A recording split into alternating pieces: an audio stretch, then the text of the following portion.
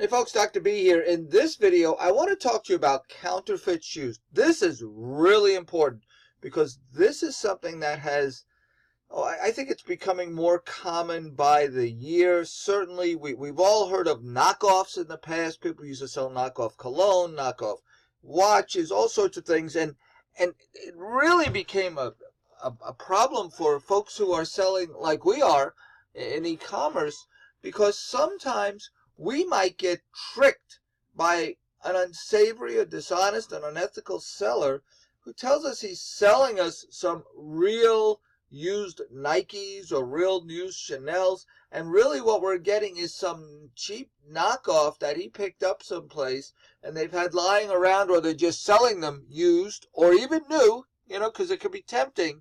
And you absolutely want to avoid this. You can get yourself knocked off of Amazon, eBay, any e-commerce site. You ruin your reputation. You'll be out of business in no time. So with that caveat, I want to tell you, you can be careful. You can watch out. I have never had a problem selling a counterfeit. I've had people offer counterfeits to me. I just take the time to be careful so that we don't get tricked. So let's get into this. Counterfeit merchandise is common, especially in high-priced products such as clothing. Take Armani, Versace, Fendi, Valentino. In sports items, T-shirts, shirts, caps, memorabilia, the Yankees, the Dodgers, the basketball Lakers, the hockey Ducks, the football Cowboys, even college teams. Jewelry, of course, it's all over. Gucci, Rolex, Piaget, Patek Philippe. My gosh, we used to see guys standing on street corners in New York when I was a kid, and they would offer to sell you, a Piaget watch for $3. And even though it was in the 1960s, that just wasn't the case. So handbags, Coach, Hermes, Saint Laurent, luggage, Louis Vuitton, Kate Spade, Samsonite, licensed products like Disney or Coca-Cola, and of course shoes, Chanel, Prada, Choo, Jimmy Choo, Gucci, you name it, they are just all over the place. So now, the problem is that it's almost impossible to detect sometime. On the left we have a real shoe here, and on the right we have a fake one. You can't just take a glance and say, oh yeah, that looks good. You've got to actually be very, very careful. And so the question is, how do we spot a fake? And these are fake Louis Vuittons that we're showing you right here. I mean, they look pretty darn good, don't they? Problem is, they're not real. And it's dishonest. So what have we got to do? We've got to do a little detective work. We've got to become a Sherlock Holmes. We can do it. If we just take our time, take a few minutes, we can be a happy Sherlock instead of a sad seller gets ourselves into a problem. So what kind of clues are we looking for? The price that's being offered to you is just too low. If the packaging is some kind of cheap cardboard shoebox, or they have no packaging at all. No, I don't have a shoe, or look at this box, and the box looks like something that maybe is just flimsy. The packaging has misspelled words on it. This is probably one of the most common things. The colors, they just don't match. Actual colors, they don't match the actual colors.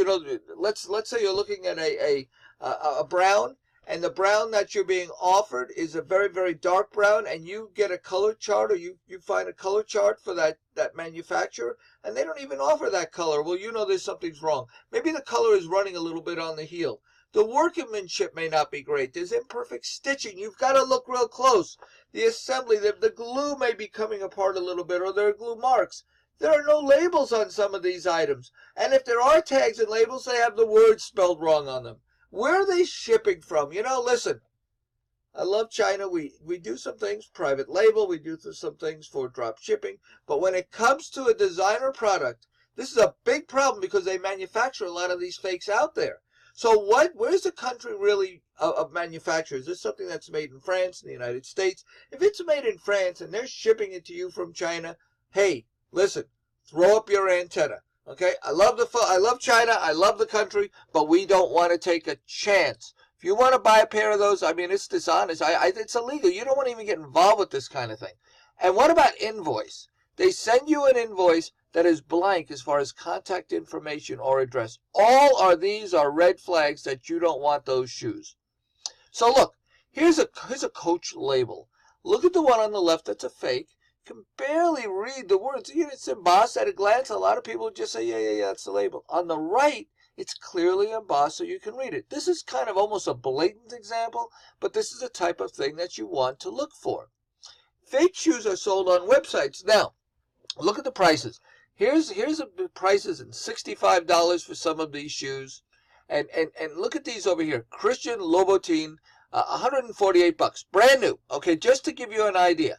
If you go over to eBay and you look at these shoes, they sell $300 is pre-owned, $500 is pre-owned, $650 is pre-owned, $300 is pre-owned. And the reason why I'm showing you that is because how in the heck this guy might be offering you $150 for new, and the same thing happens with the used.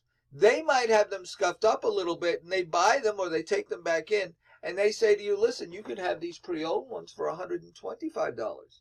And you just say, wow, what a great deal. I can make $300. Well, you could be out of business in about 36 seconds. So the thing is, you've got to watch out for that and be very, very careful. If somebody in a country like China or any place where they don't manufacture that particular high-end designer shoe offers me one, new or pre-owned, at a very low price, I'm going to run for the hills. It is simply not worth it. So keep that in mind. Counterfeits, something we absolutely want to stay from. Been a big problem on Amazon a couple of years ago. There were people who were being scammed on Disney products, and with the Frozen movie, there were movies, clothes, dolls, all sorts of things, to the point that Amazon would not allow anyone to sell them because it was such a problem. It was so hard to tell, and it was absolutely blowing the market apart. So let's stay away from those. Stay with what's real. There's a lot of real money to be made. I'll talk to you in the next video.